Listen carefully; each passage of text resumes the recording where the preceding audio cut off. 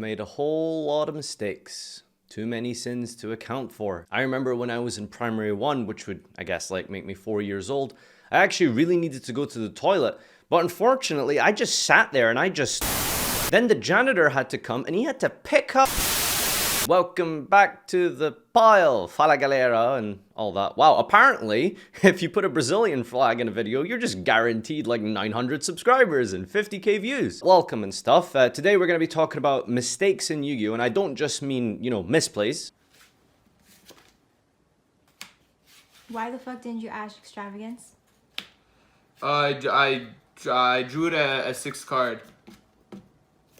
These are actual things I did wrong when I first started out, and I'm going to embarrassingly tell you them so that you don't have to repeat them. Biggest thing I did wrong when I first started out was buying everything. Oh man, did I burn a lot of money on cardboard. Product, singles, accessories. Before you commit to a purchase, try and ask yourself, do you really need a Ghost Stardust rare? Yes. Yes, I do. When I first bought my deck, I bought all the cards for it, and that includes things that I didn't actually end up using, whether that be extra deck monsters I couldn't really find the space for and squeeze in, or side cards that I didn't really want, or techs and engines that didn't really work out. Before you buy anything, just consider proxying up and testing it out in real life first, or even try it online, legally, obviously. Legacy of the Dualist, available now on Steam, PC, PlayStation 4, and Xbox 420. 360? 1X? I genuinely don't know what the latest Xbox is. It's like trying to keep up with which deskbot has the latest support now. Is it deskbot 9? Establish your goals. What do you actually want out of this game? Do you actually want to go on top and get lots of competitive event wins? Do you just want to make some bad decks and make them semi-playable at the local level? Or do you just want to have this exclusively as a social hobby? If you want to be competitive, then you have to surround yourself with like-minded people. It's just like anything in life. If you want to be successful in a certain industry or whatever, then you're going to have to be around and network with people who basically have similar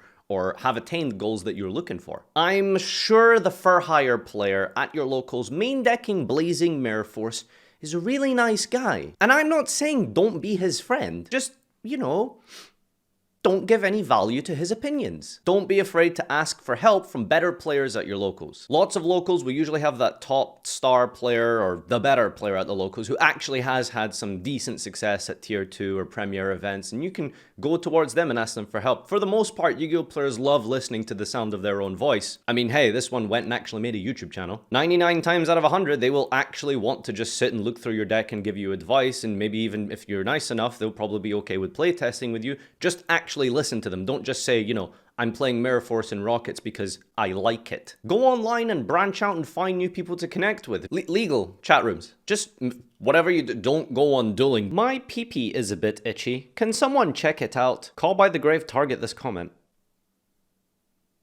Okay, my third and final tip is basically connect and find more people. I kind of just really mentioned this, but really to double down on the social aspect, it's important to find people who have similar goals or attitudes at least to the game that you're playing and your hobby. At the end of the day, nobody's playing Yu-Gi-Oh! For the gameplay. Okay, dude, alright, battle phase, attack over the Herald of the Arclight, effect, pop the, anti-spell. That's gonna have to force out the Dragoon to protect here. Dragoon gonna negate and destroy. Discarding Veiler. Here's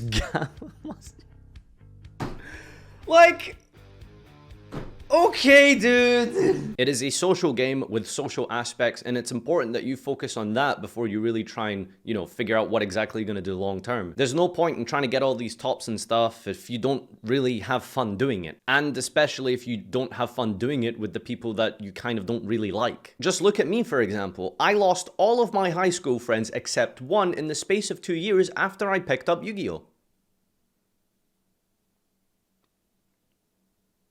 What? I didn't say it was a bad thing. Just go get some friends. You'll find you share a lot of similar interests with people who play Yu-Gi-Oh! Because, you know, we're all nerds. Thank you everyone for watching. Remember, my name has been FarfaYGO, Justice for Hire. And until next time, adios!